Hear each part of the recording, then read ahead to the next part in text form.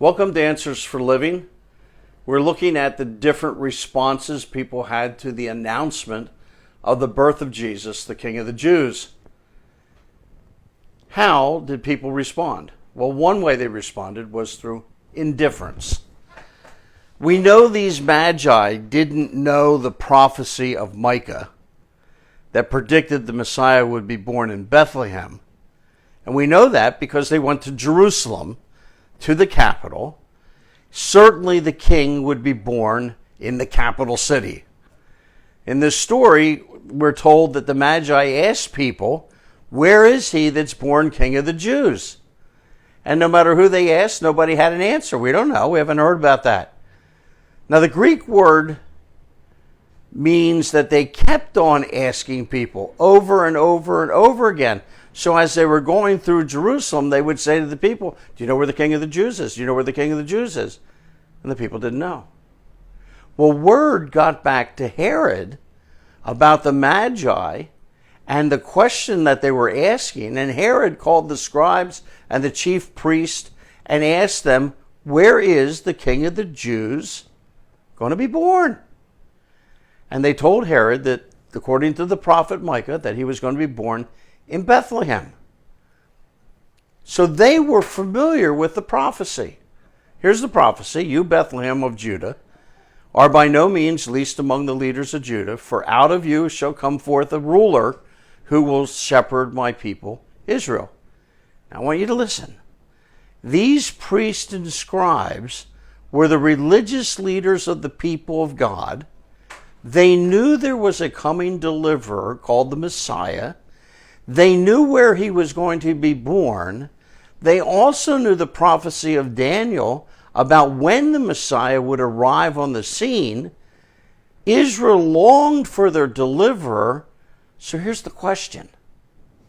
Why wouldn't they have gotten on their horse or camel and gone to Bethlehem to see if they could find the Messiah? Answer is indifference.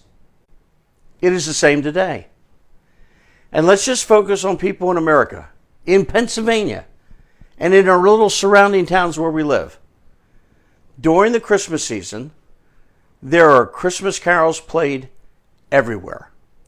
Many of them singing about baby Jesus and joy to the world, the first Noel in the old little town of Bethlehem. Churches all throughout the area are announcing Christmas Eve services. Even if people weren't religious in any way, wouldn't you think that intelligent people might stop and ask, why is this event celebrated at this time of the year? Why is a baby in a manger so important? Why do churches have so many Christmas Eve services? But they don't. They're indifferent. Why? Well, they're busy. They're preoccupied with their own lives. They're busy raising their family and keeping up the house. They're busy working and making a living and trying to set some money aside for the future. They're busy with sports and vacations and life in general. They're busy having fun. Now, they're not antagonistic toward Jesus, but their focus is on other things that are more important to them at the time. And people? These people are our friends and our neighbors and our co-workers. These are people who we need to focus on reaching with the gospel of Jesus Christ. We need to do everything we can to keep before them the person of Jesus, the love of Jesus, the heart of Jesus. And that's why when someone tells you that they're having a difficult time, we should sit back and say to them, hey, can I pray for you? My wife and I were eating at Applebee's, and the waitress came over, and we said, how are you doing? And she said, terrible. I've lost $30. It's all the money I had. She told us how she had moved into her apartment. Her son wasn't adjusting well. Christmas is around the corner. Things weren't looking very good. Applebee's was cutting back on the number of hours that the waitresses could work. And she just unloaded on us.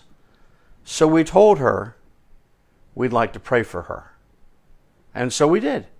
We prayed for her there. We prayed for her when we prayed for her meal. And we prayed for her when we went home. Why do we do that? Well, we should do that. We should be concerned about what's going on in their life. Plus, we planted a seed. God might love me too. One day our friend or co-workers will run into a problem. It could be a budgeting problem. It could be a health issue. It could be a parenting challenge. You just take time and say, can I pray for you? We want to keep the things of God before them and let them know that Jesus loves them.